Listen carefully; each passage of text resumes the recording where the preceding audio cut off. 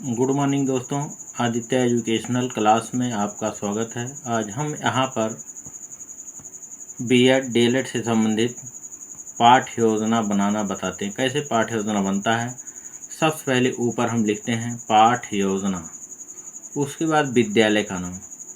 विद्यालय का नाम, जिस विद्यालय में आपको शिक्षण कार्य करना है उस विद्यालय का नाम लिखते हैं। जैसे यहाँ लिखा हुआ है बाबू राजकरण सिंह स्मारक इंटर कॉलेज अवलियापुर। उसके बाद छात्राध्यापिका का नाम, जो आपका नाम होगा, या छात्राध्यापक जो आपका नाम होगा यहाँ लिखेंगे। उसके बाद दिनांक, कक्षा 8, दिनांक जिस दिन टीचिंग करना है आपको उसका दिनांक, कक्षा 8, वर्ग बी, विषय गृह विज्ञान, चक्र दूसरा, अवधि 36 मिनट। यहाँ प्रकरण है पर्यावरण प्रदूषण।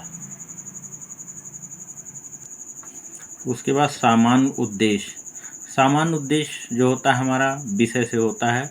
यहाँ पहला सामान्य उद्देश्य है छात्राओं में गृह विज्ञान विषय के प्रति रुचि उत्पन्न करना। दूसरा, छात्राओं में रचनात्मक विधि का विकास करना। तीसरा, छात्राओं में मानसिक शक्तियों का विकास करना। चौथा, छात्राओं को पर्यावरण से संबंधित जानकारी देना। पांचवा, छात्राओं को गृह विज्ञान का दैनिक जीवन में महत्व बताना। उसके बाद विशिष्ट उद्देश्य लिखते हैं जिसका संबंध जो होता है हमारा प्रकरण से होता है।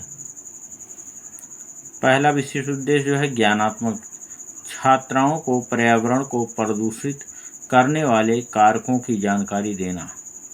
बोधात्मक उद्देश्य, छात्राएं पर्यावरण प्रदूषण को समझ सकेंगे और उसके रोकथाम का उपाय कर सकेंगे। तीसरा, कौशलात्मक उद्देश्य, छात्राएं पर्यावरण की महत्ता को समझ सकेंगी तथा छात्राएं पर्यावरण के बारे में समझकर लोगों को जागरूक कर सकेंगी। उसके बाद सहायक सामग्री लिखते हैं। सहायक सामग्री में चाक, डस्टर व अन्य कक्षा उपयोगी सहायक सामग्री। पूर्व ज्ञान, छात्र पर्यावरण प्रदूषण के बारे में सामान्य जानकारी रखते हैं। उसके बाद प्रस्तावना के प्रश्न बनाते हैं। यहाँ 3 कॉलम बनाते हैं। प्रस्तावित प्रश्न, संभावित उत्तर, सहायक सामग्री। प्रस्तावित प्रश्न के स्थान पर छात्राध्यापिका क्रिया लिख सकते हैं। यहाँ छात्र क्रिया भी लिख सकते हैं। प्रस्तावना का प्रश्न जो होता है छात्रों के पूर्व ज्ञान से होता है, पूर्व ज्ञान से नवीन ज्ञान की तरफ अग्रसर होता है। जैसे यहाँ प्रस्तावना का पहला प्रश्न है, हम लोग किस ग्रह पर रहते हैं? तो छात्र उत्तर देते हैं पृथ्वी पर। फिर दूसरा, पृथ्वी चारों तरफ किससे घिरा हुआ है? तो छात्र उत्तर देंगे वातावरण से। तीसरा प्रस्तावना पर, पर्यावरण के अंतर्गत आने वाली वस्तुएं कौन कौन सी हैं?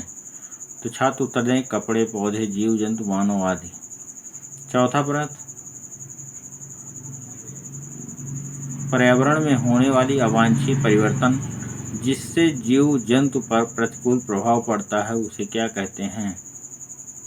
उसे पर्यावरण प्रदूषण कहते हैं। फिर एक क्वेश्चन और बन पर्यावरण प्रदूषण के बारे में आप क्या जानते हैं? नहीं तो इतने ही काफ़ी है। उसके बाद उद्देश्य कथन लिखते हैं कि बच्चों, आज हम सब पर्यावरण प्रदूषण के बारे में अध्ययन एवं अध्यापन करेंगे।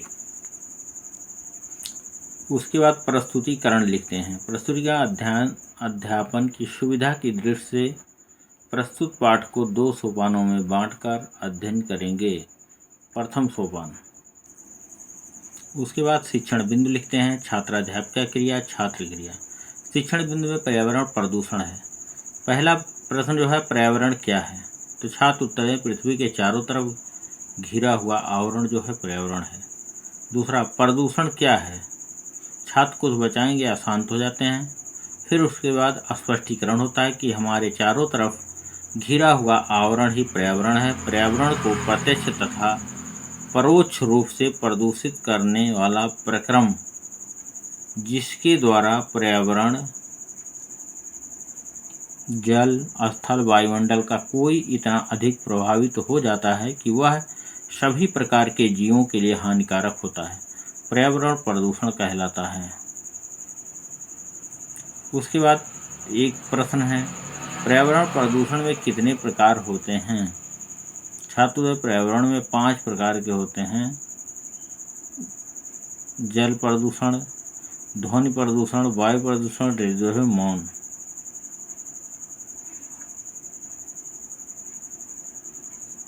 मतलब यहाँ जैसे प्रश्न हुआ पर्यावरण प्रदूषण कितने प्रकार का होता है? 5 प्रकार का होता है। जल प्रदूषण क्या होता है? छात्र मौन हो जाता है। उसके बाद स्पष्टीकरण होता है। स्पष्टीकरण वायु प्रदूषण, वायु में कुछ ऐसे विषाक्त पदार्थ मिल जाते हैं जिससे वायु जीवधारियों के लिए हानिकारक होता जाता है। जल प्रदूषण, जल में पारा, कैडमियम व आर्सेनिक के मिलने से जल प्रदूषित हो जाता है। मृदा प्रदूषण, मृदा की गुणवत्ता में ह्रास को ही मृदा प्रदूषण कहते हैं। उसके बाद ध्वनि प्रदूषण, आवश्यकता से अधिक तीव्रता वाले ध्वनि जिसके कारण मानव में अशांति एवं बेचैनी होती है। रेडियोधर्मी प्रदूषण, रेडियो एक्टिव के विकिरण से जनित प्रदूषण है। छात्र ध्यानपूर्वक सुनते हैं।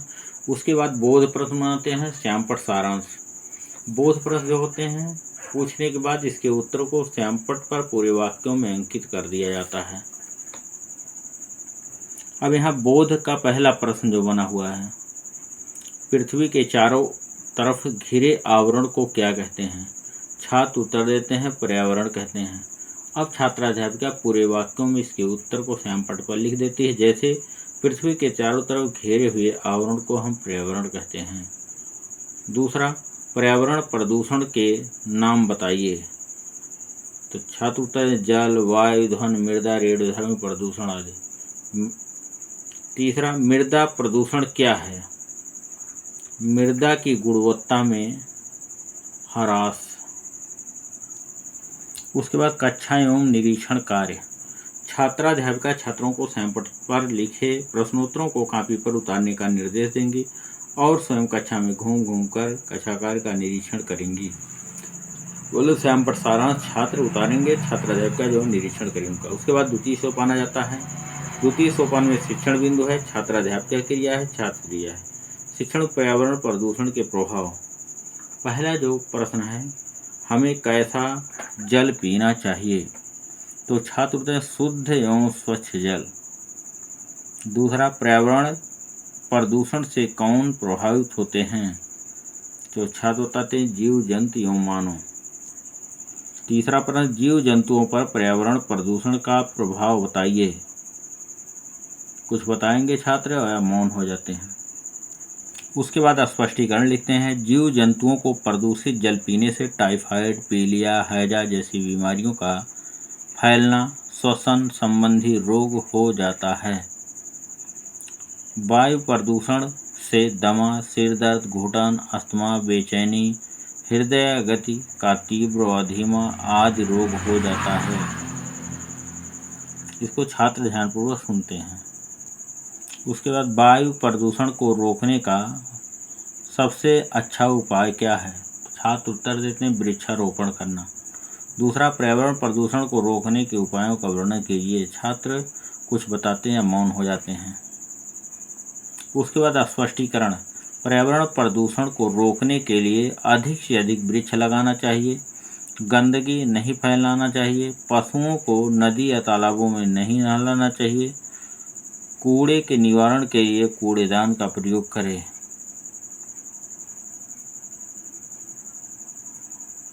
प्रयोग करना चाहिए। वाहनों का प्रयोग कम से कम करना चाहिए। खराब वाहन जिससे धुआं आदि निकलता हो उसका प्रयोग नहीं करना चाहिए, क्योंकि वाहनों के धुएं से कार्बन मोनोऑक्साइड गैस निकलती है। खेतों में उर्वरकों का कम से प्रयोग करना चाहिए। गोबर का खाद ज़्यादा मात्रा में करना चाहिए। उसके बाद बोध प्रश्न बनाते हैं श्यामपट्ट सारांश। पहला बोध प्रश्न है, प्रदूषित जल से फैलने वाले कौन से रोग हैं? या प्रदूषित जल से फैलने वाले रोग कौन कौन से हैं? तो छात्र टाइफाइड है, पीलिया है, हैजा है, डिप्थीरिया है आदि। दूसरा, वायु प्रदूषण से कौन कौन से रोग होते जाते हैं या होते हैं? मतलब वायु प्रदूषण से कौन कौन से रोग होते हैं? तो छात्र सिर दर्द, बेचैनी, दमा, हृदय गति, घुटन आदि। तीसरा, ध्वनि प्रदूषण से होने वाले विकार बताइए। उच्च रक्तचाप, उत्तेजना, मांसपेशियों में खिंचाव आदि। उसके बाद कक्षा एवं निरीक्षण कार्य। कक्षा एवं निरीक्षण कार्य छात्राभिका छात्रों को सैंपल पर लिखे प्रश्नोत्तरों को कॉपी पर उतारने का निर्देश देंगी और स्वयं घूम घूम कर कक्षा कार्य का निरीक्षण करेंगी। उसके बाद पुनरावृत्त के प्रश्न। पुनरावृत्त के प्रश्न इसलिए पूछे जाते हैं कि जो पढ़ाया हुआ पाठ है उसका पुनः आवृत्त हो जाए। इसी क्रम में पहला प्रश्न, जल प्रदूषण रोकने के उपाय बताइए। दूसरा, वायु प्रदूषण रोकने के उपाय बताइए। उसके बाद गृह कार्य में पर्यावरण प्रदूषण के कारण एवं रोकने के उपाय का वर्णन कीजिए। Thank you class. दोस्तों, ये वीडियो अगर अच्छा लगे तो उसको लाइक कीजिएगा, सब्सक्राइब कीजिए, अपने दोस्तों में शेयर कीजिएगा, जिससे मैं जब दूसरा वीडियो अपलोड करूं तो सबसे पहले आपको इसकी सूचना मिले। Thank you.